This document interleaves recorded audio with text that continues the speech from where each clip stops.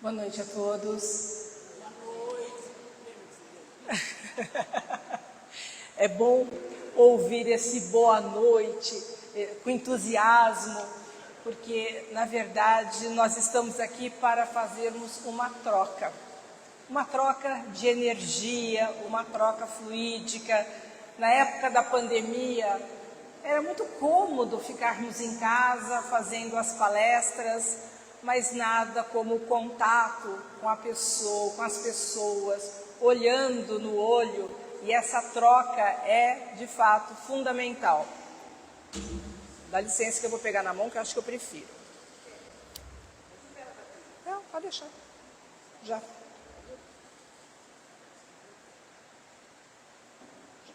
Eu peguei aqui. E realmente essa troca fluídica, essa troca de energia é muito grande.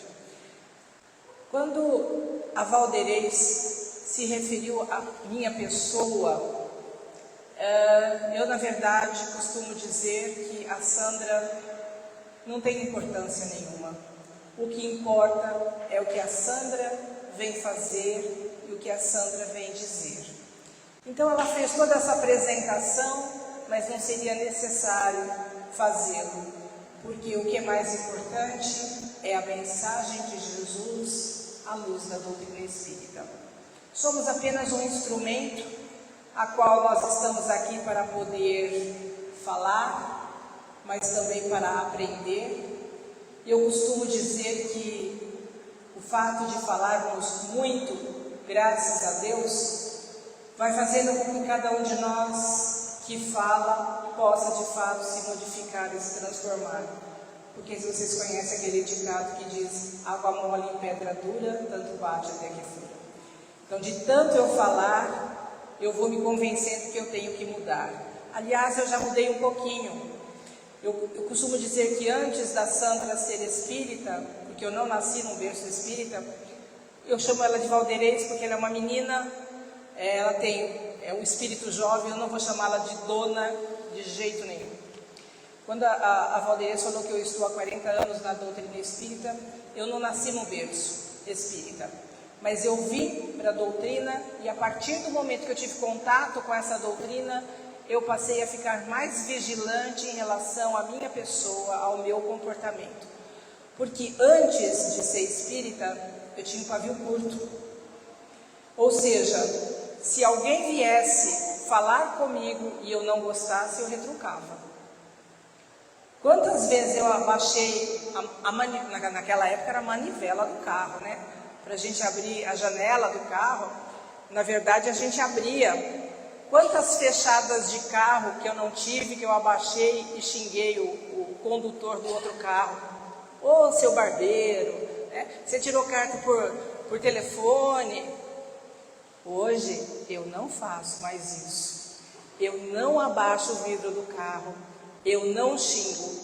Mas como eu ainda tenho muito que aprender, eu só penso: que vontade que dá de xingar às vezes. Mas eu já estou conseguindo me policiar. Bom, mas nós viemos aqui para falar sobre o Evangelho de Jesus. Aliás, nós vamos falar do Evangelho de Jesus à luz da doutrina espírita, esse Evangelho que traz de forma simples os ensinamentos de Jesus. Como será que nós devemos fazer o Evangelho? Aqui alguém faz Evangelho no lar? Eu gostaria que a todo mundo levantasse a mão. Eu queria que todo mundo falasse: eu faço o Evangelho. Aliás, eu trabalhei por muitos anos no atendimento fraterno. Eu fazia entrevista com as pessoas e sempre aconselhávamos as pessoas a fazerem o Evangelho no lar. Mas sabemos que muitas pessoas que vêm à casa espírita não são espíritas, são simpatizantes, gostam do espiritismo. E muitas delas me perguntavam: mas eu não posso ler a Bíblia? É claro que pode. Mas será que você vai ter condições de decifrar os códigos que se encontram lá no Novo Testamento, ou no Velho Testamento que seja? Porque não é uma tarefa tão fácil assim. E vocês sabem que o fato de nós termos um evangelho segundo o Espiritismo, muitos não nos consideram cristãos. Uma vez eu assisti uma live, eu aqui vou ser bem clara, respeitemos todas as religiões, todas merecem respeito. Não devemos falar mal de nenhuma religião, porque como dizia o Chico, a melhor religião é aquela que te faz melhor. Mas eu assisti uma live uma vez, aonde um padre foi questionado: os espíritas são cristãos? E o padre disse: não, os espíritas não são cristãos. E ele relacionou, elencou o fato de não sermos cristãos. O fato de termos um evangelho próprio, o fato de acreditarmos na reencarnação, o fato de acreditarmos na comunicabilidade dos espíritos, no fato de não acreditarmos que Jesus é Deus, porque para eles existe a Trindade, Pai, Filho e Espírito Santo numa única pessoa. Nós não entendemos dessa forma, mas respeitamos. O fato de não aceitarmos ou não acreditarmos no batismo como sacramento, porque eu não consigo conceber que o batismo possa de fato nos salvar. Então, essa é o entendimento de nós enquanto espíritas. Então, por todas essas razões, ele disse que não éramos cristãos. Mas vejam, eu disse, nós podemos ler de fato a Bíblia, e até devemos ler. Mas para isso nós precisamos ter bagagem, nós precisamos ter conhecimento. E a partir do momento que nos tornamos espíritas, fica muito mais fácil compreender Jesus. Fica muito mais fácil de entendermos, porque nós temos que pensar que Jesus viveu num tempo muito distante do nosso. Uma cultura diferente. Uma palavra pode ter um sentido totalmente diferente. Quando, por exemplo, Jesus contou a parábola do bom samaritano, que eu acredito que a maioria de vocês conheçam, essa parábola que é muito linda, que quando uma pessoa que foi assaltada, caída à beira do caminho, toda machucada, ensanguentada, passa um sacerdote, profundo conhecedor das leis mosaicas, das leis judaicas e nada faz, passa um levita que também conhece e nada faz. No entanto, passa quem? Um samaritano, que os judeus não gostavam, consideravam um povo impuro, e vai lá e cuida das feridas daquela pessoa. E Jesus pergunta, desses três, qual foi o próximo daquela pessoa? Quem teve de fato compaixão? Quem se apiedou daquela pessoa? Exatamente quem os judeus não gostavam.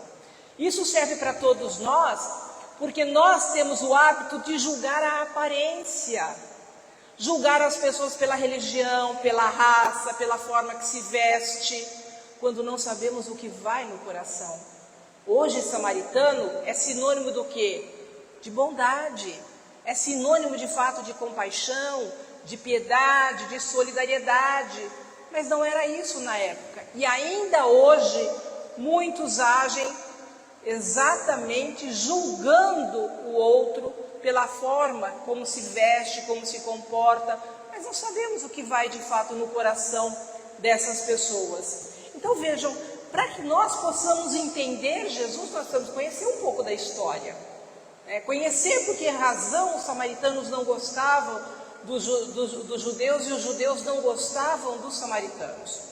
Então vejam, o que Kardec faz? Ele usou exatamente dos ensinamentos de Jesus para trazer numa linguagem muito acessível a todos nós, que seriam as leis morais. E ele coloca no livro, a qual a princípio ele colocou como imitação do Evangelho. Porém, depois, a partir do senhor Didier, que era o editor, falou, Kardec, esse nome não pega bem. Nós temos que mudar esse nome. E aí ele mudou para Evangelho segundo o Espiritismo. Porém, o Evangelho segundo o Espiritismo, ele surgiu a partir da nossa obra fundadora. Ele surgiu a partir do Livro dos Espíritos. Quem conhece o Livro dos Espíritos aqui? Então, se vocês conhecem o Livro dos Espíritos, sabe que o Livro dos Espíritos é dividido em 4 partes. Ou seja, a primeira parte, as causas primárias, deu origem a um outro livro a qual Kardec se aprofundou, que na verdade é a Gênese. A segunda parte do Livro dos Espíritos, que é Mundo dos Espíritos ou Mundo Espiritual, deu origem ao Livro dos Médiuns. A terceira parte do Livro dos Espíritos, que é, na verdade, as leis morais, deu origem ao Evangelho segundo o Espiritismo. E a quarta parte, que é Esperanças e Consolações, deu origem ao livro Céu e Inferno. Então nós dizemos que essa obra fundadora, que foi lançada em 18 de abril de 1857, é o nosso livro filosófico.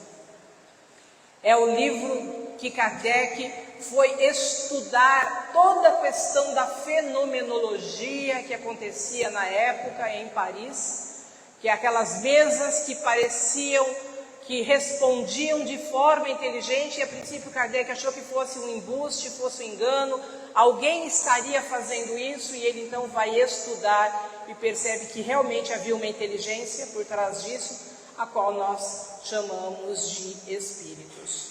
E a partir daí ele passa a pesquisar, a estudar toda a questão dos fenômenos, porque nada é sobrenatural.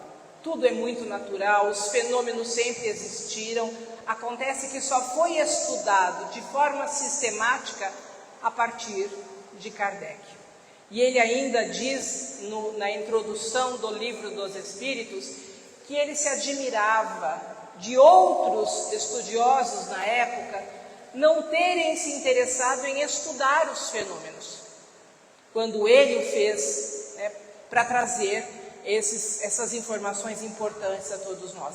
Então, o Evangelho segundo o Espiritismo são as leis morais, as leis de Deus, que são importantes para quem? Para todos nós, para que haja a nossa educação e para que possamos de fato nos transformar, educar e transformar, conhecer e se transformar. Então nós precisamos de fato nos aprofundar em todas as obras da codificação. Quando Kardec ele se debruçou em cima dessa obra, que é intitulada Evangelho segundo o Espiritismo, ele o fez na surdina. Ele não contou para ninguém, mas para ninguém mesmo, que ele ia lançar um novo livro e ele estava preparando este novo livro. Porém, veio uma mensagem que nós podemos encontrar lá em Obras Póstumas, em 9/8/1883, através de um médico, o Sr. D., na página 297.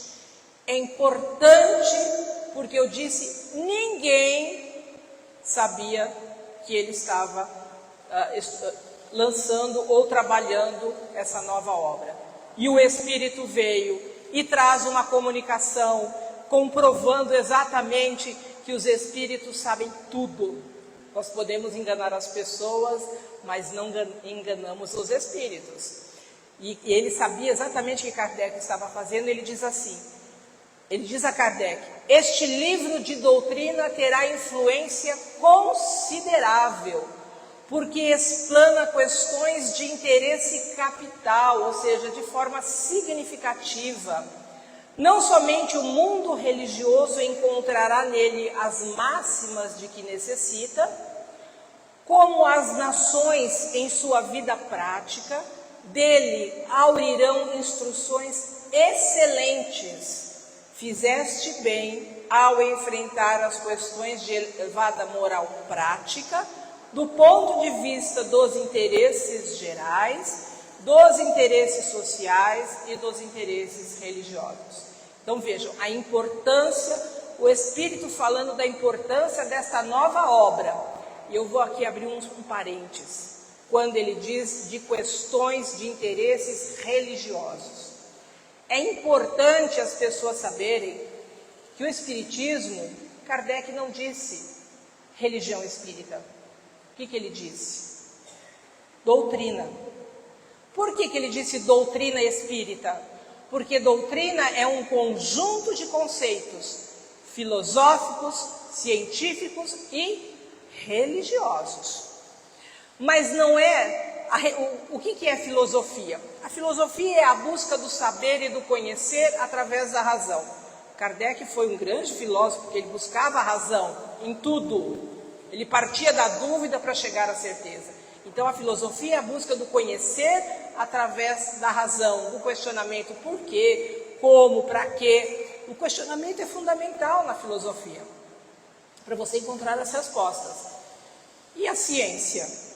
A ciência também é a busca do saber e do conhecer. Diferente da filosofia que usa a razão, a ciência usa métodos para buscar esse conhecimento. E Kardec utilizou-se do método experimental. E é uma religião em que sentido? No sentido de sentimento. Porque o termo religião surgiu no século XVI. Vem do latim religare. Então nós temos que nos religar a Deus. Através do quê? Do nosso comportamento moral. Então nós nos diferenciamos das outras religiões porque não temos rituais. Não temos dogmas inquestionáveis, não temos símbolos. Então, a doutrina espírita é muito simples, porque ela prioriza, de fato, a educação como transformação. E nada mais importante do que a nossa formação moral. Então, Kardec, inclusive, fala que é uma doutrina moral, de sentimento religioso. Então é uma doutrina de vários conceitos e é o nosso sentimento religioso de nos religarmos a Deus e buscarmos uma atitude moral para que de fato possamos nos transformar. E o Espírito diz, a dúvida deve ser destruída, porque a doutrina ela é muito clara. Não existe nada que não se possa saber através dos estudos aprofundados, não existe mistério. Quando se de fato estuda, a Terra e sua população civilizada estão prontas, ou seja, nós já estamos prontos a algumas informações que, por exemplo, na época de Jesus ele não pôde dizer, assim como na época de Moisés também não pôde dizer, mas hoje nós já estamos preparados para essas informações. E ele diz, há bastante tempo que os amigos do além-túmulo, ou seja, os amigos espirituais, a arrotearam. Lança, pois, a semente que te confiamos. Kardec é um missionário. A semente que te confiamos. A espiritualidade, o Espírito de verdade confiou a Kardec. Para que ele pudesse, através do seu trabalho, pudesse o quê? Fazer essa compilação dos ensinamentos dos Espíritos para trazer numa linguagem para que nós possamos entender. Porque já é tempo que a Terra gravite na ordem irradiante das esferas. Então já chegamos o momento de mudar, de alavancar o nosso mundo, que deixaremos de ser um mundo de provas e expiações para ser um mundo de regeneração. Mas para que isso aconteça, é preciso que cada um de nós já esteja regenerado, já esteja mais moralizado. Vejam, pelo andar da carruagem, essas coisas ainda vão demorar um pouquinho. E que saia, enfim, da penumbra e dos nevoeiros intelectuais, porque nós precisamos da moral, mas também precisamos desenvolver o intelecto. Nós precisamos das duas asas que vão nos dar o equilíbrio. E ele diz, termina a tua obra e conta com a proteção do teu guia, que é o guia de todos nós. Olha que coisa linda! Quem que é o guia de todos nós? Jesus. Jesus é o nosso guia. Porém, ele era o guia de Kardec, porque eles dizem: termina a tua obra e conta com a proteção do teu guia, que é guia de todos nós, e com o auxílio devotado dos teus mais fiéis espíritos, em cujo número queira sempre incluir-me. Ou seja, esse espírito que deu comunicação fazia parte da pleiade de espíritos que trabalhava sob a égide do Espírito de verdade, que nada mais é que Jesus. Então vejam a importância do Evangelho segundo o Espiritismo, porque de fato ele traz uma linguagem simples, é uma linguagem que todos nós temos condições de compreender. Então nós precisamos conhecer, nós precisamos refletir, mas não basta só saber. Precisamos viver o Evangelho. Porque essa semana eu até comentei com uma pessoa que foi contra o meu pensamento, e eu respeito. Claro, eu digo, cristianismo não é religião. Jesus foi chamado de o Cristo, por quê? Porque Cristo quer dizer ungido, santificado, enviado, Messias, e Jesus era. Mas Jesus fundou alguma religião? Não. Então o cristianismo não é religião. O que é ser cristão? É seguir aquilo que Jesus deixou. Aquilo que Jesus nos deixou e veio ensinar são as leis de Deus, são as leis morais. Então, independente da religião que tenham, mas se vivenciar o amor, que é a base de tudo, pode-se dizer cristão. Mahatma Gandhi era hinduísta, mas ele foi um verdadeiro cristão, porque ele conseguiu libertar a Índia do jugo dos ingleses de forma pacífica, sem pegar em armas. Ele tinha respeito pelo próximo e ele era um profundo admirador de Jesus, embora ele fosse hinduísta. Hoje nós podemos dizer que uma pessoa que não tem religião nenhuma, pode nem acreditar, e eu conheço pessoas das minhas relações dessa forma, ateu, mas é um verdadeiro cristão. Por quê? Porque faz o bem, porque tem compaixão, pratica a caridade, faz tudo o que é possível para amenizar a dor do outro. Não é um cristão uma pessoa que age dessa forma? Claro que é. Então eu penso dessa forma, eu penso que todo aquele que mesmo que não tenha uma religião e não acredite em nada, mas haja com base no amor, pode ser considerado um cristão. Então nós, além de cristãos, mesmo que alguns pensem que não somos cristãos porque seguimos ao Cristo, somos cristãos porque somos seus discípulos, seguimos os seus ensinamentos. Então o que Kardec fez? Ele compilou aqueles ensinamentos morais do Cristo e colocou neste livro de forma que nós pudéssemos de fato compreender. Vejam o quão difícil é muitas vezes entendermos Jesus se não for através de Kardec. Quem já leu o capítulo 23 do Evangelho segundo o Espiritismo, Moral Estranha?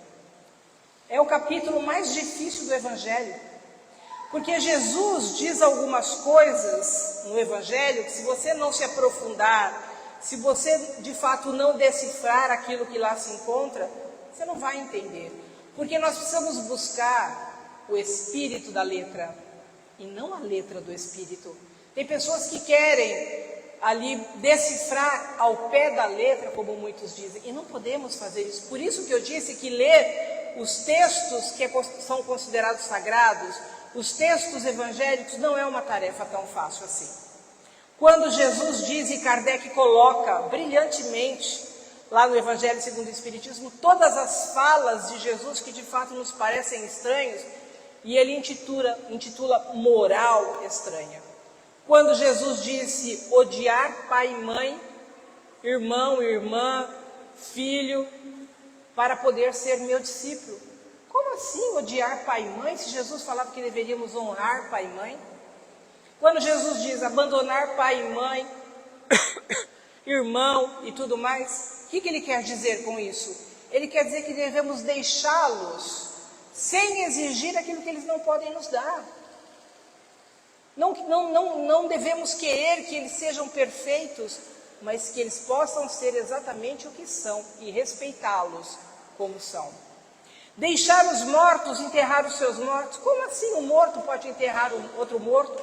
Na verdade, podemos dizer que a morte, nesse sentido, não é a morte apenas da matéria. Porque às vezes nos importamos muito quando um ente querido parte dessa para uma outra vida, quando na verdade deveríamos ter dado valor enquanto eles estavam conosco. Carinho, respeito, porque depois bate o arrependimento. Poxa, eu podia ter feito isso, eu poderia ter dito aquilo, e não fiz, agora não tenho mais tempo. Então vamos aproveitar enquanto estamos juntos. O que Jesus quis dizer com isso também? As pessoas que são materialistas demais. Nós temos que nos preocupar com as questões espirituais, não que a matéria não seja importante. Nós vivemos a matéria, precisamos comer, precisamos nos vestir, precisamos viajar, precisamos comprar as coisinhas que gostamos, mas não podemos priorizar essas questões. As questões espirituais são de fato mais importantes. Além de cada um de nós poder divulgar o Evangelho. E divulgar o Evangelho, vocês não precisam ser expositor, não. Vocês não precisam estar aqui para divulgar o Evangelho. Mas podemos falar de Jesus em rodinha de conversa, em vez de ficarmos ali na maledicência, falando e julgando as pessoas. Por que não falar de Jesus? E quando falamos que somos espíritas, todo mundo quer nos fazer perguntas. Há um grande interesse em conhecer de fato o Espiritismo. Jesus disse: eu não vim trazer a paz, eu vim trazer a divisão. Como assim? Na verdade, Jesus quis dizer que dentro da mesma casa, pessoas podem ter pensamentos diferentes em relação a Ele. Nós temos muitas religiões, como eu disse, tem muitas religiões que não nos consideram cristãos. Temos que respeitar. Aliás, o Espiritismo não faz proselitismo. Nós não queremos convencer ninguém de que o Espiritismo é melhor. A pessoa passa a conhecer o Espiritismo e se apaixona. Acabamos nos apaixonando porque o Espiritismo dá respostas coerentes, plausíveis. E isso muito nos conforta, porque o consolo vem a partir do esclarecimento. Então vejam, por isso que há uma divisão muitas vezes, uma pessoa é católica, a outra é evangélica, a outra é espírita, e às vezes há uma divergência de opiniões. Mas temos que respeitar as pessoas como elas são. Então no caso de odiar, que é uma palavra pesada, né? Uma palavra feia, palavra ódio, Kardec, embora ele fosse um grande pedagogo, ele foi bacharel em ciências, falava 6 idiomas, era tradutor, muito inteligente. Pessoal, eu estou com faringite, essa pigarrinha que fica me coçando a garganta. Já chupei pastilha de tudo quanto é tipo e não passa. Kardec, sendo essa pessoa, né, que de fato foi inteligente, ele não sabia tudo. E dentro da sua humildade, porque, primeiro, ele era muito conhecido como Hippolyte Léon de Rivail, o grande pedagogo da época. Ele apagou a sua luz de pessoa conhecida para usar, na época, um pseudônimo que ninguém conhecia, de Allan Kardec. Aliás, foi um espírito que disse a ele que numa outra encarnação ele teria se chamado Allan Kardec. Ele resolveu, de fato, usar esse pseudônimo, para que as pessoas não misturassem as coisas. Por isso que eu digo a humildade de Kardec, de apagar a sua luz como pedagogo para ser o desconhecido Allan Kardec.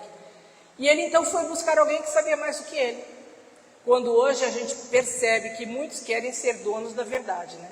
Quer saber mais do que todo mundo. Então hoje está difícil para conversar. Por quê? Porque as pessoas querem mostrar que sabem mais e ai se você for contra aquilo que ela está dizendo, né? Então há ali uma intolerância muito grande e isso nos causa um pouco de medo e apreensão. Bom, mas Kardec, não sabendo tudo, ele vai buscar quem sabia mais do que ele. E ele vai procurar o professor Pesani, que era um professor de hebraico e grego, porque Jesus nada escreveu, tudo que foi escrito depois de Jesus, foi traduzido para o grego e depois foi traduzido para o latino. Então, o que Kardec fez? Ele foi procurar o professor Pesani para tentar entender o que seria ódio. E aí o professor Pesani disse que não é esse sentimento que nós entendemos hoje. Esse sentimento horrível, né? Que eu falo que até a palavra é feia para falar. Ódio no sentido de amar menos ou de amar igual. O que Jesus veio ensinar? A fraternidade. E a fraternidade é o quê? Irmandade. É nos amarmos de forma igualitária. Porque se eu amo mais a um do que a outro, eu posso fazer diferença. E é isso que Jesus veio nos alertar, para que possamos nos amar de forma igualitária. Então vejam, ódio não nesse sentido a qual nós entendemos. Aliás, tem uma passagem na Gênese do Antigo Testamento, capítulo 29, é a história de Jacó. Jacó, quando ele estava chegando na tribo, buscando o tio Labão, ele chegando na tribo, ele viu uma bela jovem, a qual ele se apaixona perdidamente, amor à primeira vista. Se apaixonou por Raquel, descobre que Raquel era sua prima. Aí ele chega na tribo, chega para o tio Labão e diz, ó tio, seguinte, quero casar com Raquel. Tio Labão, tudo bem, você pode casar com Raquel, só que você vai ter que ficar aqui.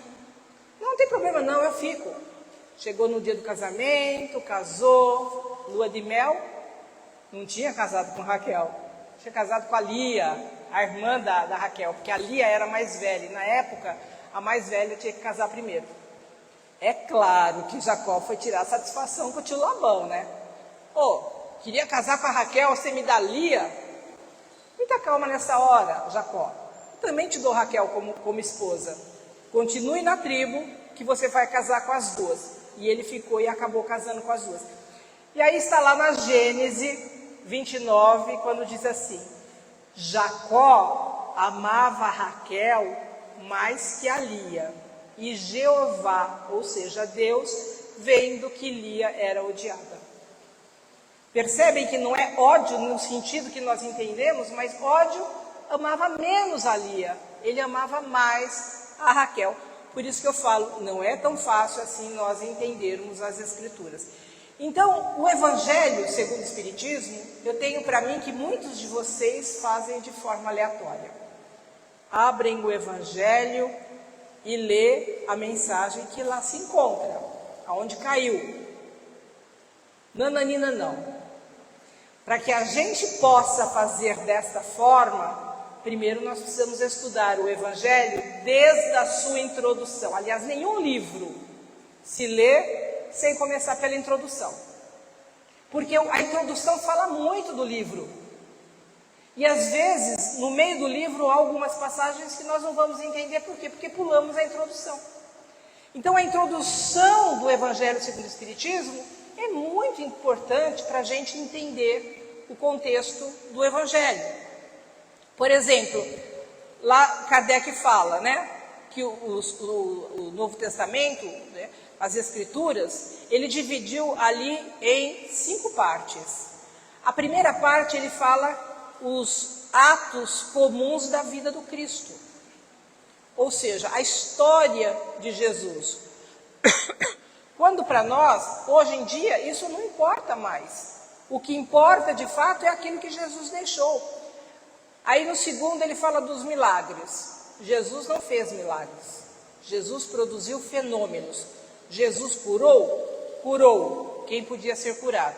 Jesus ressuscitou? Ressuscitou quem não tinha morrido. Quem não tinha de fato desencarnado. Quando não teve um desligamento perispiritual. Porque se ele tivesse feito alguém que de fato tivesse morrido voltar, ele estaria infringindo uma lei de Deus. Porque a lei de Deus é perfeita. Então vejam, ele ressuscitou Lázaro porque Lázaro não estava morto. A ciência diz que quando teve morte cerebral, não tem como voltar. E a doutrina espírita tem a parte da ciência. Então, além da filosofia, tem a ciência de consequências morais. Então, os milagres que Jesus produziu, as curas que ele fez e as pessoas que ele ressuscitou, de fato, eram aquelas que podiam. O Evangelho não fala daquelas que ele não conseguiu curar. Ele só curou quem de fato podia ser curado. Depois tem as predições, que são as profecias. Depois tem aquelas palavras que foram tomadas pela igreja para dar fundamento aos dogmas. E aí, por último, vem os ensinos morais. Os 4 primeiros podem ter controvérsias, que nem a vida do Cristo. Será que exatamente foi daquela forma? Porque não foi o Cristo que escreveu. Escreveram sobre ele.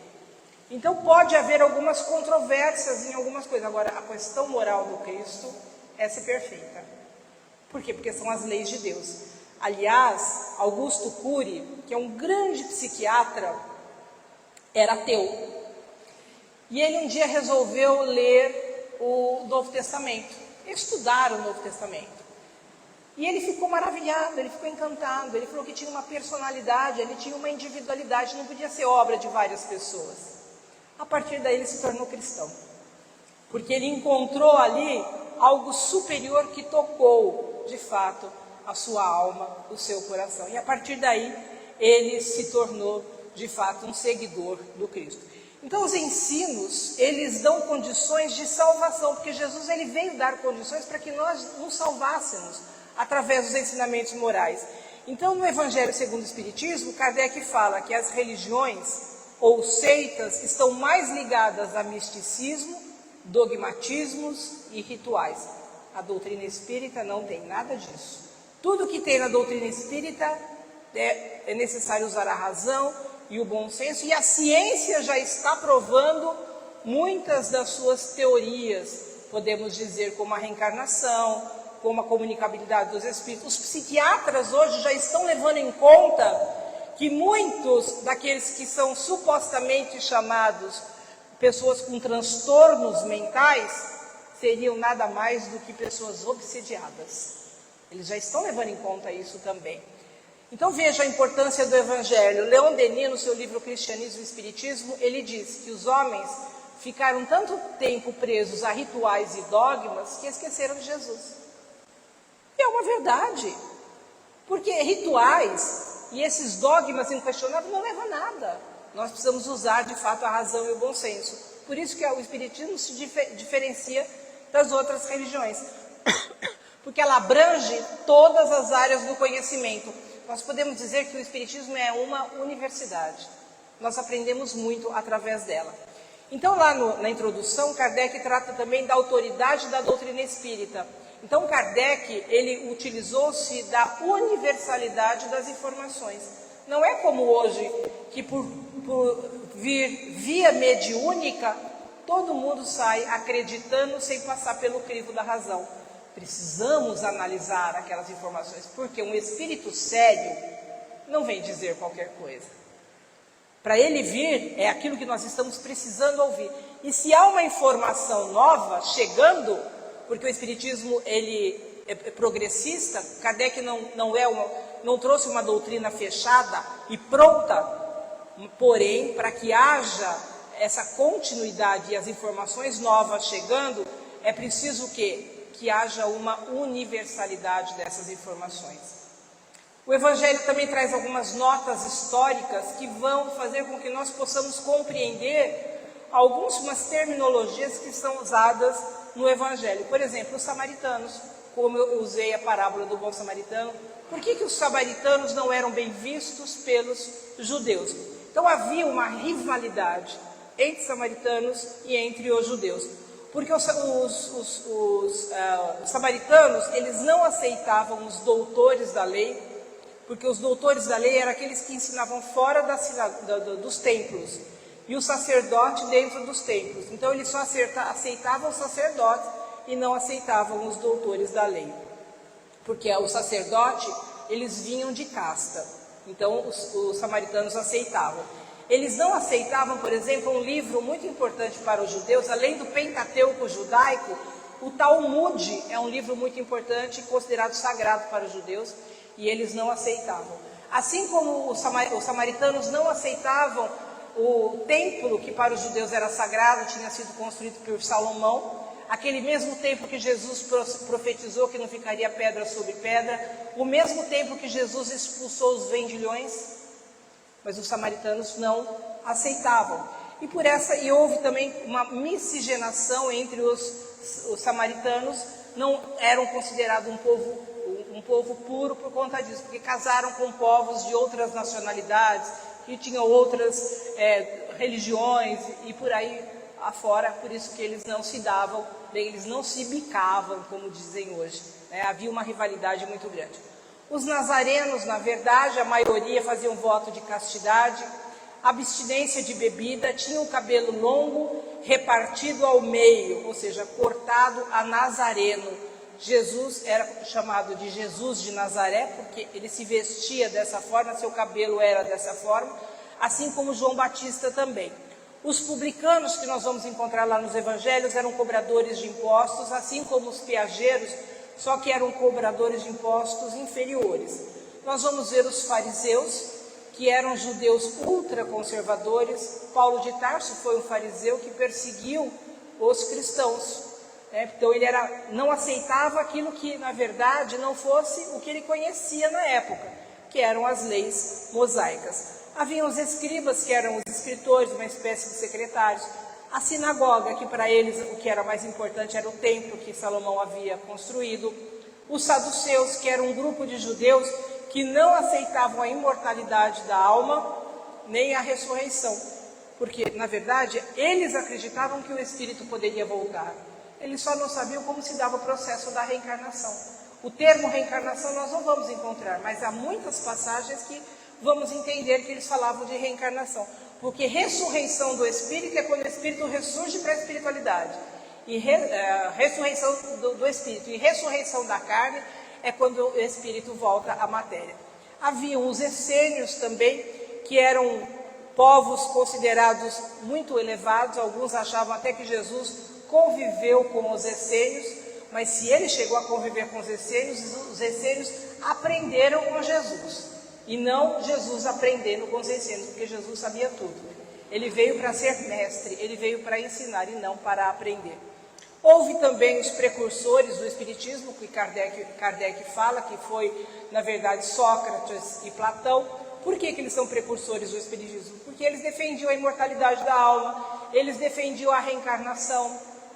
Tanto que Platão, ele falava do mundo das ideias, que o mundo a qual nós vivemos, digamos, é uma cópia grosseira do mundo das ideias, que seria o mundo espiritual. Na universidade, quando eu fiz filosofia, eu tive filosofia das religiões, e eles acreditam que, na verdade, tanto Sócrates quanto Platão, eles foram influenciados por Pitágoras. Pitágoras era um reencarnacionista. Pitágoras viveu muito tempo antes de Sócrates e Platão, que viveu 400 anos antes de Cristo. Pitágoras veio antes, é um matemático e tudo mais. Só que Pitágoras acreditava na mente-psicose. E nós não aceitamos a mente-psicose porque é a reencarnação voltando o corpo também em corpos de animais. Então seria uma teoria esotérica que nós não podemos de fato aceitar. O espírito não regride, ele evolui. Ele pode até dar uma estacionada, mas podemos dizer que a evolução é inevitável, é uma fatalidade. Mesmo não querendo, todos nós vamos evoluir. Então vejam, para que a gente possa entender o Evangelho, nós precisamos conhecer os primeiros capítulos, ter uma noção, né, para que a gente possa de fato dar continuidade nesse estudo do Evangelho.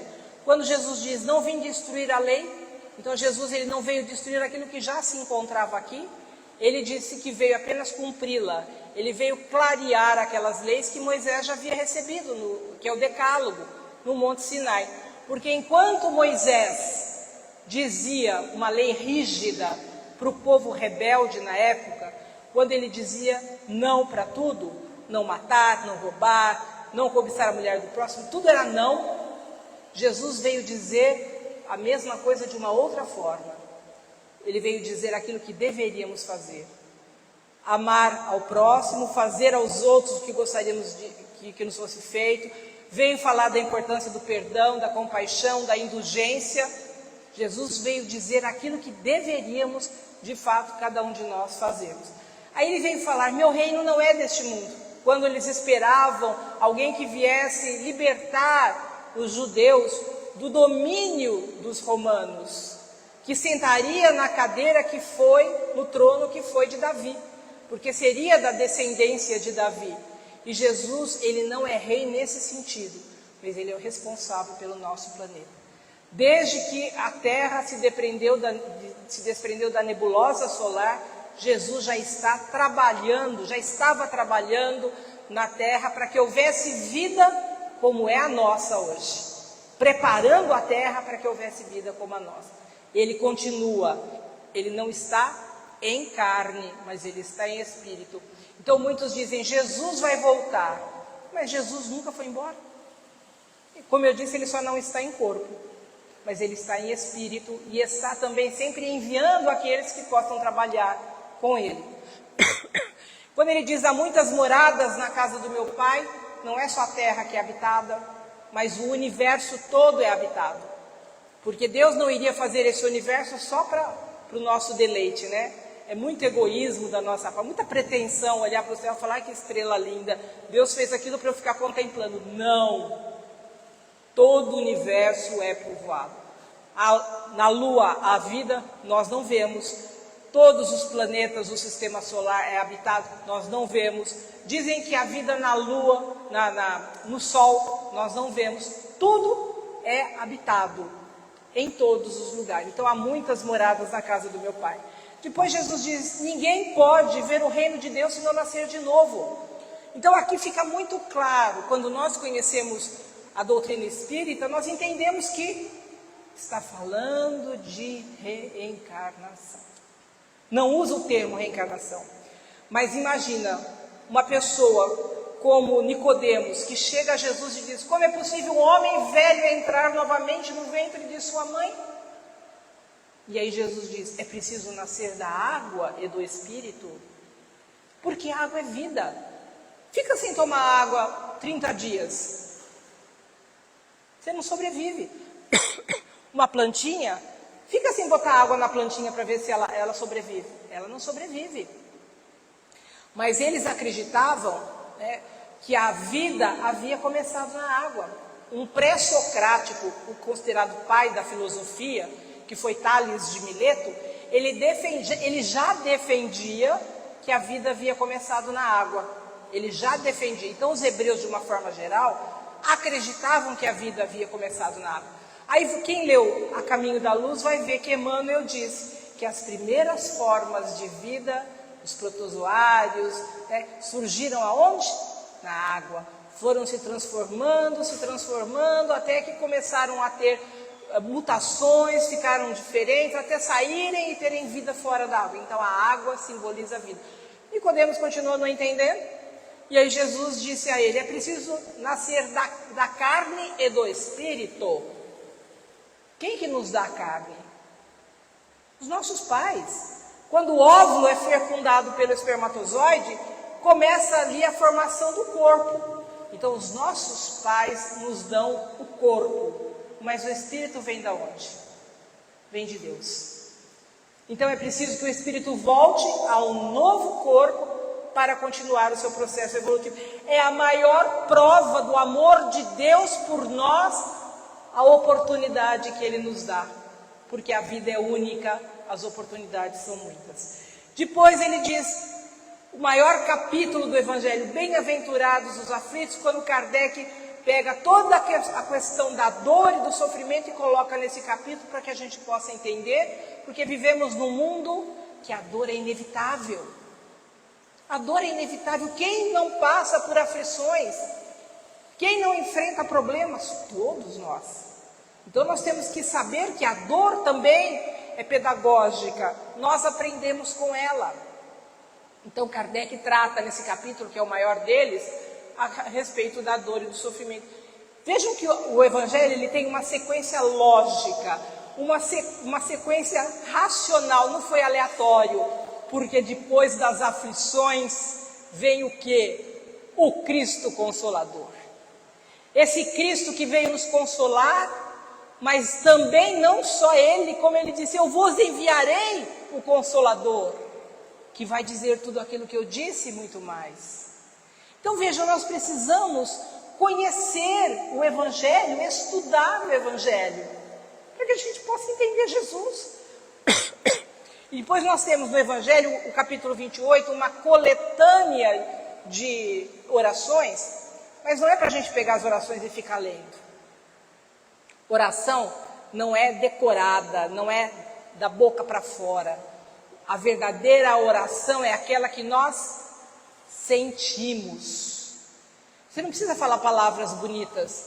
Você se eleva mentalmente e você sente aquilo que você está falando, a sua oração, o seu pensamento é o veículo que vai levar, né, a sua oração, o seu sentimento às esferas superiores. É o veículo que vai levar, né, o pensamento é o veículo que vai levar as nossas orações.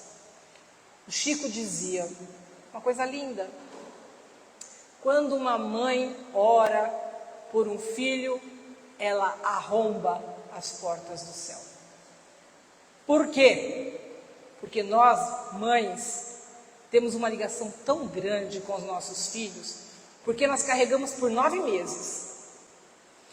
Parimos.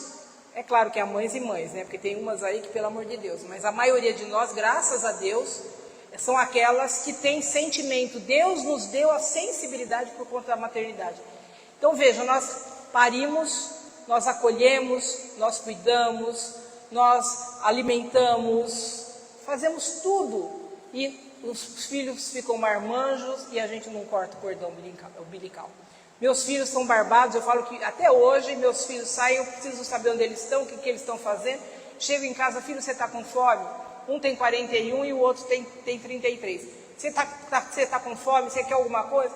Mãe é assim, a gente não consegue cortar o cordão umbilical. Agora imagine uma mãe com esse sentimento que ela tem quando ela faz uma oração por um filho.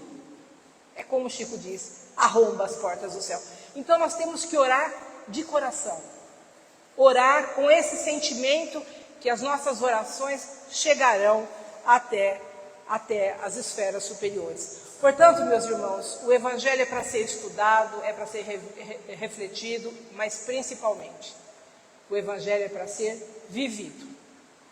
Não basta eu saber capítulo e versículo do Evangelho se eu não colocar no meu dia a dia. Se eu não ficar atenta quanto às minhas atitudes. Eu falei para vocês que antes de ser espírita, eu tinha o pavio curto. Hoje, eu cortei o pavio. Não tenho mais o pavio para acender. Mas, às vezes, a vontade não falta. Às vezes, de esganar alguém, mas não posso fazer isso. Eu sou espírita, eu sei contra as leis de Deus. Né? Então, a gente começa a ficar mais vigilante. Veja a importância do Evangelho. Ivone Pereira foi uma grande médium. E ela escreveu no seu livro Devassando a Mediunidade, quando ela diz assim que ela fazia o Evangelho em casa. Sempre fazia o Evangelho. E quando ela fazia o Evangelho, entrava um monte de espíritos. A maioria dos espíritos que entravam na hora que ela ia fazer o Evangelho estavam esfarrapados, estavam machucados, estavam ali, lastimável a condição que eles se encontravam quando ela fazia o Evangelho. Mas ela fazia sempre. Muitos desses que passavam a frequentar a sua casa no momento do Evangelho, começaram a se modificar. E muitos voltaram, inclusive, para agradecer Ivone Pereira do Evangelho que ela fazia. O Evangelho não é somente para nós.